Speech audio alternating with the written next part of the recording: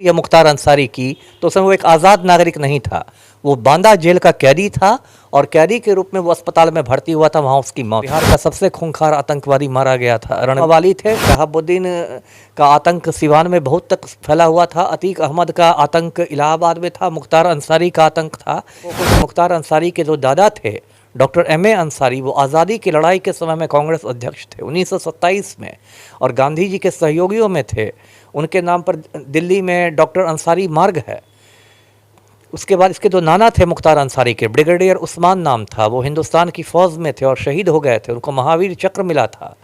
इसके जो चाचा थे हामिद अंसारी, वो 10 बरस तक हिंदुस्तान के उपराष्ट्रपति रहे, वाइस प्रेसिडेंट रहे। रमजान का समय चल रहा है और लगातार आप लोग देख रहे हैं कि 3 सालों में जो है 3 बाहुबली, जिनको हम कह सकते हैं शहाबुद्दीन हो, अतीक अहमद हो या मुख्तार अंसारी हो, रमजान के दिनों में ही तीनों आदमी का जो है किसी का मौत हो जाता है तो किसी का हत्या हो जाता है। इसी पे हम बातचीत करेंगे, तीनों लोगों के बारे में बात करेंगे कि आखिर ये कैसे जो है बाहुबली बने, अपराधी बने और कैसे परिवार से जो है ये लोग बिलोंग करते थे। इन सारे मुद्दों पर हमारे साथ बातचीत करने के लिए पूर्व IPS अमिताभ सर है, इनसे हम जानेंगे। बहुत बहुत स्वागत है सर। जी धन्यवाद आपका। सर, अभी चर्चा का विषय बना हुआ जिस प्रकार से मुख्तार अंसारी का मौत हुआ है, तो क्या लग रहा है सर, इसका जांच होना चाहिए?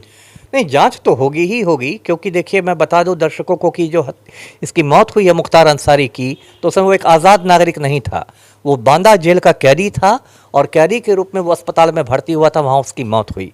तो उस पर मानवाधिकार आयोग के बहुत कड़े दिशा निर्देश हैं। एक तो ये दिशा निर्देश है कि जब कोई कस्टोडियल डेथ होता है, यानी किसी कैदी की मौत होती है, तो उसका पोस्टमार्टम एक मेडिकल बोर्ड के द्वारा करवाया जाता है। मतलब अकेला डॉक्टर पोस्टमार्टम नहीं कर सकता है, मेडिकल बोर्ड में कम से कम 3 डॉक्टर होते हैं, जिससे एक को धमका के या खरीद के आप कुछ गड़बड़ नहीं कर लें। दूसरी बात क्या है, मानवाधिकार आयोग का दिशा निर्देश है कि पूरे पोस्टमार्टम का शुरू से लेकर आखिरी तक वीडियोग्राफी करवाई जाती है। मतलब शरीर पर यदि कोई चोट का निशान हो, ये है वो हो, तो आप उसको रिपोर्ट में छिपा नहीं सकते हैं।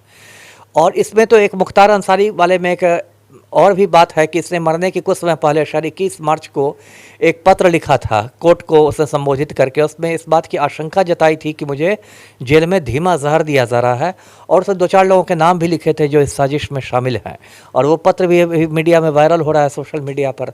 तो जाँच तो होगी ही होगी और होनी चाहिए भी, क्योंकि ये तो मतलब इस देश में कानून का राज्य है, तो जांच तो होनी ही चाहिए। अब जो जांच का फलाफल निकलेगा हम लोग देखेंगे क्या हुआ उसमें। जी सर, कुछ लोग सवाल उठा रहे हैं, चाहे कह रहे हैं कि मुख्तार जो है, चाहे अतीक हो चाहे शहाबुद्दीन हो, ये लोग शहीद हुए हैं। नहीं नहीं, शहीद क्या होंगे, ये लोग कोई भगत सिंह थे, शहीद नहीं हुए। ये तीनों देखिए गुंडे मवाली थे। शहाबुद्दीन का आतंक सिवान में बहुत तक फैला हुआ था, अतीक अहमद का आतंक इलाहाबाद में था, मुख्तार अंसारी का आतंक था। इस देश में एक बहुत गलत परंपरा हो गई है, जाति और धर्म के नाम पर लोग गुंडे मवालियों को हीरो बनाते हैं। ब्रह्मेश्वर मुखिया बिहार का सबसे मारा गया था, रणवीर सना का सरगना था 2012 में, और उसकी जब शव यात्रा निकली पटना में 2 जून 2012 को, तो उसमें ऐसे सैकड़ों लोग मोटरसाइकिल पर बैठ के छाती पीट रहे थे, लग रहा था कि मतलब महात्मा गांधी शहीद हुए हों। तो इस देश में एक बहुत गलत एक ट्रेंड हो गया है कि जाति के नाम पर, धर्म के नाम पर लोग अपने बिरादरी के गुंडे मवालियों को मतलब हीरो बनाते हैं, शहीद बना। वो दिन मरेगा तो बहुत सारे मुसलमान छाती पीटने लगेंगे। तो ये बहुत गलत चीज़ है। जो अपराधी होता है वो अपराधी है, चाहे हिंदू हो, मुसलमान हो, ब्राह्मण हो, दलित हो, पिछड़ा हो, अगड़ा हो, कोई हो, और वो समाज को नुकसान पहुंचाता है। इसमें शहीद की कोई बात नहीं है। शहाबुद्दीन के बेटा जो है ओसामा, वो तो गए हैं, अंतिम शव यात्रा में भी गए हैं। अब ये तो चोर चोर मौसेरे भाई वाली बात है ना।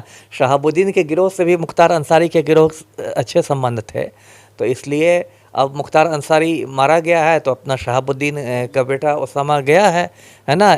और जब ये लोग जाते हैं तो इनके दिमाग में ये लोग सब नेता लोग हैं, एक चीज़ मतलब वोट बैंक घूमता रहता है ना, वोट बैंक घूमता रहता है। मुख्तार अंसारी की बात कर ले तो कैसे फैमिली से बिलोंग करते थे? बहुत खानदानी परिवार से वो आते थे। ये बहुत दुख की बात है कि इतने प्रतिष्ठित परिवार का आदमी माफिया बन गया।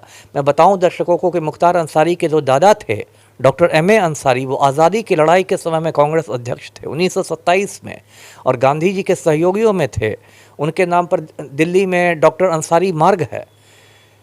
उसके बाद इसके जो नाना थे मुख्तार अंसारी के, ब्रिगेडियर उस्मान नाम था, वो हिंदुस्तान की फ़ौज में थे और शहीद हो गए थे, उनको महावीर चक्र मिला था। इसके जो चाचा थे हामिद अंसारी, वो 10 बरस तक हिंदुस्तान के उपराष्ट्रपति रहे, वाइस प्रेसिडेंट रहे। तो बहुत खानदानी, बहुत पढ़े लिखे परिवार का था मुख्तार अंसारी, और ये बहुत मतलब दुखद है कि उस अच्छे परिवार का लड़का जो था वो मतलब जराइम की दुनिया में आ गया, मतलब क्राइम वर्ल्ड में आ गया और उसने पूरे अपने परिवार का नाम एक तरह से ख़राब कर दिया। जी तो देखिए ये जो है पूरा इतिहास मुख्तार अंसारी का है, जो कि अभी चर्चा का विषय बना हुआ जब से उनका मौत हुआ उसके बाद से। फिलहाल तीनों बाहुबली जो है, चाहे वो साबुद्दीन हो, चाहे वो मुख्तार अंसारी हो, चाहे वो अतीक अहमद हो, तीनों को जो है पुलिस देख रेख में ही तीनों की हत्या हुई या तो मौत हुई। बाकी इसके बारे में आप लोग क्या सोचते हैं कमेंट में जरूर बताइएगा और वीडियो को शेयर कीजिएगा। जय हिंद, जय बिहार।